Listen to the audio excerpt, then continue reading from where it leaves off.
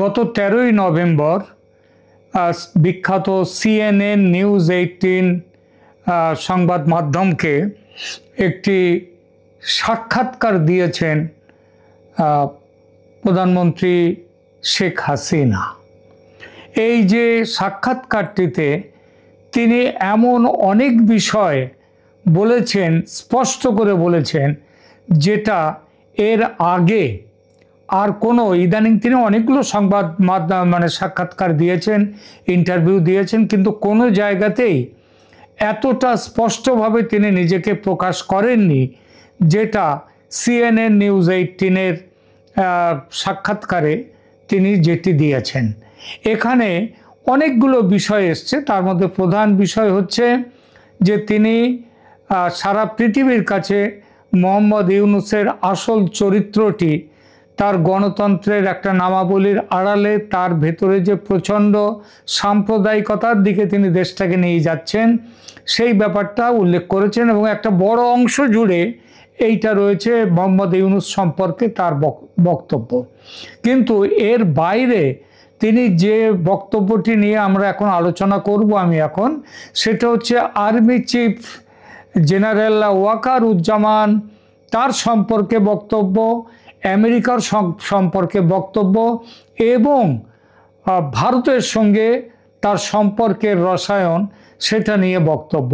এই সবগুলো মিলিয়ে একটা স্পষ্ট ইঙ্গিত দিচ্ছে, যে ইঙ্গিতটার কথা গত কিছুদিন ধরে আমি একাধিক এপিসোডে বলেছি, যে ভারতের মধ্যস্থতায় আমেরিকা এবং ভারতের মধ্যস্থতায় প্রথমত ওয়াকারুজ্জামানের সঙ্গে একটা তালমেল বা রফা হয়ে গেছে, বোঝাপড়া হয়ে গেছে শেখ হাসিনার, সেই বিষয়টি, এবং দ্বিতীয়ত ভারতের মধ্যস্থতায় আমেরিকার সঙ্গেও একটা বোঝাপড়া হয়ে গেছে শেখ হাসিনার। আমি এই যে সাক্ষাৎকার এর বিশেষ একটু অংশ নিয়ে আপনাদের কাছে, বিশেষ এই অংশটুকু নিয়েই আপনাদের কাছে এখন আলোচনা করব। তাকে প্রশ্ন করা হয়েছিল CNN নিউজ 18-এর পক্ষ থেকে, আমি মূল ইংরেজিটাই বলছি, how far was army chief general Wakeruzzaman involved in negotiating your exit and do you believe he was acting independently under US diplomatic pressure or as a balancing actor to prevent bloodshed? মানে তাকে জিজ্ঞেস করা হয়েছে যে আপনাকে যে দেশ ছেড়ে চলে আসতে হয়েছে, আপনার পদ ছেড়ে দিতে হয়েছে, তার জন্যে আর্মি চিফ জেনারেল ওয়াকারুজ্জামানের ইনভলভমেন্ট, তার সাথে সম্পৃক্ততা, সেটা কি ধরনের? আপনি কি মনে করেন তিনি স্বাধীন ইচ্ছায়, তার নিজের ইচ্ছায় স্বাধীনভাবে তিনি সিদ্ধান্ত নিয়েছিলেন? মানে সিদ্ধান্তটা কি? সেটা হচ্ছে ওই যে সেনা যে অস্ত্র নামিয়ে রাখা, গুলি করবে না, এই বিষয়টি, সেটা তিনি তার স্বেচ্ছায় নিয়েছিলেন ইন্ডিপেন্ডেন্টলি, স্বাধীনভাবে, নাকি US ডিপ্লোম্যাটিক প্রেসারে, আমেরিকার চাপে, কূটনৈতিক চাপের ফলে তিনি নিয়েছিলেন? অথবা ব্যালেন্সিং একটা টু প্রিভেন্ট ব্লাডশেড, যে আরও রক্তপাত যাতে না হয় তার জন্য তিনি এই সিদ্ধান্ত নিয়েছেন? এইটা ছিল প্রশ্ন। এর উত্তরে তিনি বলছেন, the military was faced with an impossible situation, মানে আর্মিকে, সেনাবাহিনীকে একটা ভয়ঙ্কর, একটা অসাধ্য, একটা ভয়ঙ্কর সমস্যার মুখে পড়তে হয়েছিল। সেটা কি? ডিফেন্ডিং এ কনস্টিটিউশনাল গভর্নমেন্ট, একটা সাংবিধানিক সরকারকে রক্ষা করা। কার বিরুদ্ধে রক্ষা করা? এগেনস্ট ওভারওয়েলমিং মব ভায়োলেন্স, যে ভয়ঙ্কর একটা মব ভায়োলেন্স, তার সামনে তাকে রক্ষা করা, while avoiding any further loss of life, আরও জীবন বা রক্তপাত যাতে না হয়, জীবন যাতে না যায়, তার জন্যে সেটা করা। Our discussion focused on preventing a complete breakdown in law and order and ensuring the safety of my family and staff and of ordinary civilians on the streets of Dhaka. Whether or what kind of external pressure influenced decisions, I cannot say.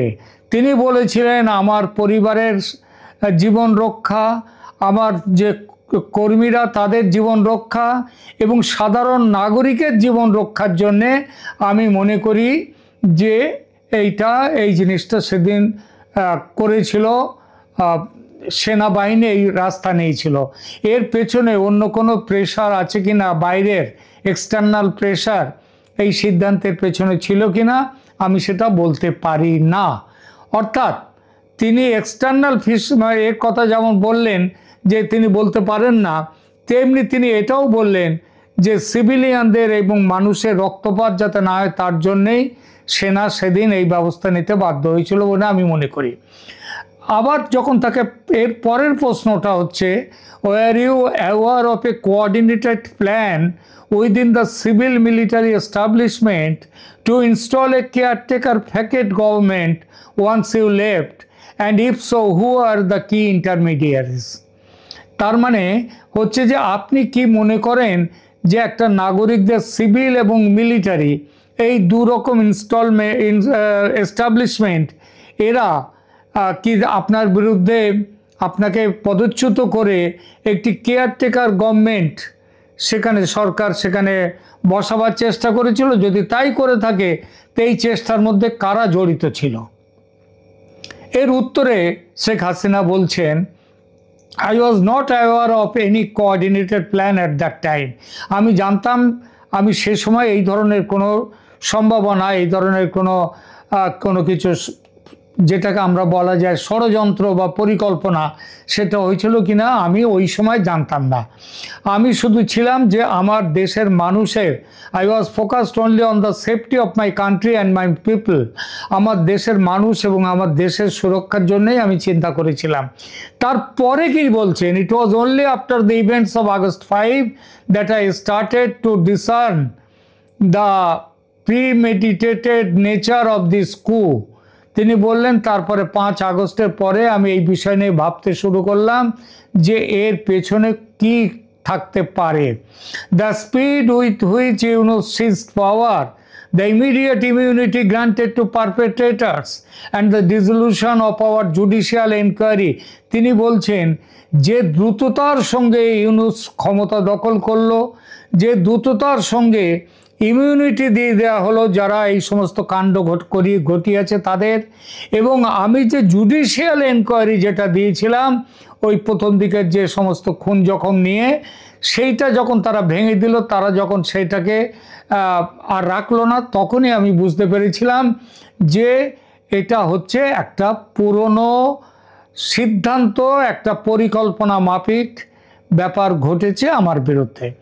Yunus it seems had been preparing to seize power or those who installed him had, মানে ইউনুস পাওয়ার নিতে চাইছিলেন ক্ষমতা, অথবা যারা তাকে ক্ষমতায় বসিয়েছে তারা এখানে তারা এই ব্যাপারটা ঘটিয়েছে।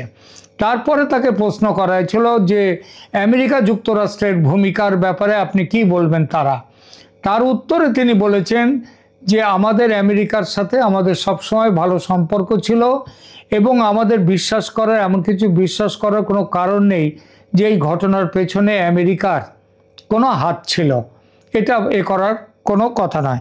এখন এই যে ব্যাপারটা, এই যে প্রশ্নগুলো এবং এই যে উত্তরগুলো এলো, তার মধ্য দিয়ে কিন্তু একটা জিনিস আমাদের কাছে এসে চলে যায়, আমাদের সামনে চলে আসে যে এই সাক্ষাৎকারেরটা তিনি দিলেন, তিনি সেনাপ্রধান ওয়াকারুজ্জামান কিংবা যুক্তরাষ্ট্র সরকারকে তার ক্ষমতাচ্যুতির জন্য প্রকাশ্যে দায়ী করেননি, বরং মার্কিন প্রেসিডেন্ট ডোনাল্ড ট্রাম্পের প্রশংসা করেছেন এবং ভারতের দিকেও স্পষ্ট মনোভাব ব্যক্ত করেছেন যে বাংলাদেশের জন্য free, fair and inclusive election, তার জন্য ভারত চেষ্টা করছে এবং সেই চেষ্টাটাই করে যাক, এইটা তিনি চান।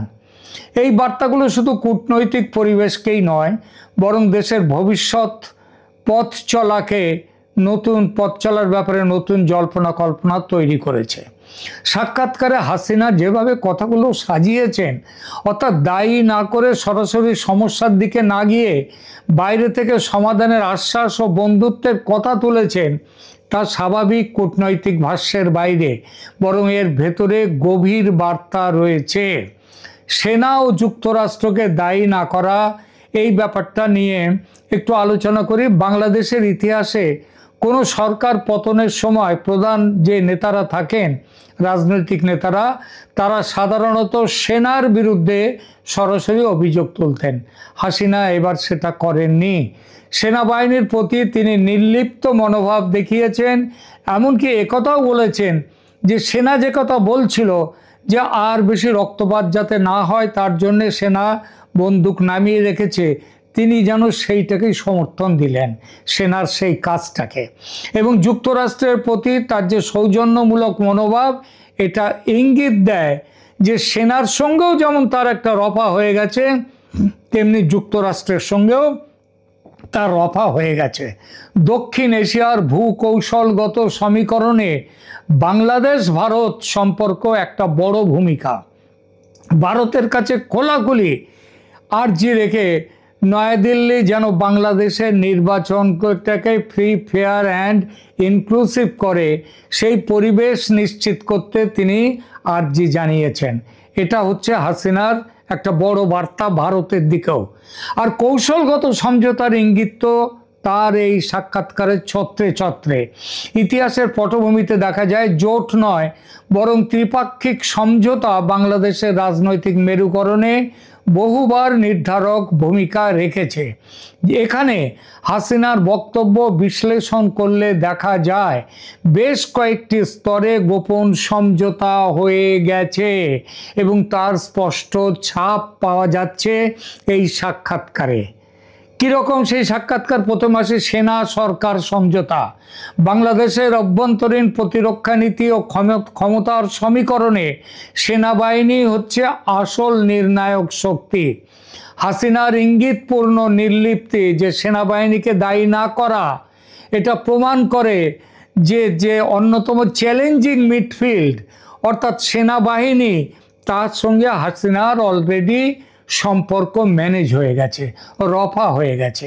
আমি বেশ কিছুদিন ধরে আমার একাধিক ভিডিওতে বলেছি ভারতের মধ্যস্থতায় শেখ হাসিনার সঙ্গে সেনাপ্রধান ওয়াকারুজ্জামানের একটা সমঝোতা হয়ে গেছে। এই সমঝোতার পর ওয়াকারুজ্জামানের সঙ্গে মোহাম্মদ ইউনূসের সংঘাত আরও তীব্র হয়েছে। এতদিনে শেখ হাসিনার নিজের কথায় আমার অনুমান, যে আমি ভুল অনুমান করিনি, সেটা ঠিক বলে বোঝা গেল। কেন রফা প্রয়োজন ছিল সেনাবাহিনীর সঙ্গে? সেনাবাহিনীর সরাসরি রাজনৈতিক হস্তক্ষেপ রোধ করা এবং দেশের স্থিতিশীলতা বজায় রাখা, দুই দিক থেকেই হাসিনার পক্ষে, হাসিনার জন্য সেনাবাহিনীর সঙ্গে রফা আবশ্যক ছিল। দ্বিতীয়ত, যুক্তরাষ্ট্রের সঙ্গে আনুষ্ঠানিক তো নয়, এটা অনানুষ্ঠানিক সমঝোতা হয়ে গেছে। এই যে মার্কিন প্রেসিডেন্ট ট্রাম্পকে প্রশংসা করা, প্রকাশ্যে যুক্তরাষ্ট্রকে দায়ী না করা, এটা স্পষ্টতই নতুন চুক্তির পূর্বাভাস। কোনো কিছুই কিন্তু কারণ ছাড়া হয় না। সংসদীয় নির্বাচনের আগে যুক্তরাষ্ট্র থেকে সহানুভূতিশীল আচরণ পাবেন তিনি, মানে ফেব্রুয়ারিতে হোক আর যবেই হোক, এটা প্রত্যাশা এবং ইতিমধ্যেই প্রত্যাশা পূরণের অনেক লক্ষণ দেখা যাচ্ছে। যুক্তরাষ্ট্র যে শুধু আওয়ামী লীগকে নিয়ে নির্বাচন চাইছে তা নয়, নির্বাচনের আগে ইউনূস সরকারের বদলে একটি কেয়ারটেকার সরকারের পক্ষেও যুক্তরাষ্ট্র মত দিয়েছে। কোথায়? আবার বলি, অনানুষ্ঠানিকভাবে ভারতের সঙ্গে আলোচনায়, এবং সে কথা জানিয়েও দেয়া হয়েছে শেখ হাসিনাকে। এমনকি সেই কেয়ারটেকার সরকারের নেতৃত্বে শেখ হাসিনা আসতে পারেন এমন আলোচনা কিন্তু খুব গুরুত্বের সঙ্গে চলছে আমেরিকা ও ভারতের মধ্যে। এই রফার বিনিময় মূল্যটা কি? বিনিময় মূল্য হচ্ছে যুক্তরাষ্ট্র চাইছে এবং ট্রাম্প প্রশাসন চাইছে বাংলাদেশের রাজনৈতিক পরিবেশে নিরপেক্ষতা ও মানবাধিকার রক্ষা হোক। হাসিনা সেটার ইঙ্গিত দিয়েছেন ফ্রি, ফেয়ার অ্যান্ড নির্বাচনের কথা বলে। ভারতের মধ্যস্থতা, ভারতের প্রধান ভূমিকা। ভারত দীর্ঘদিন ধরেই বাংলাদেশের স্টেবিলিটি পার্টনার।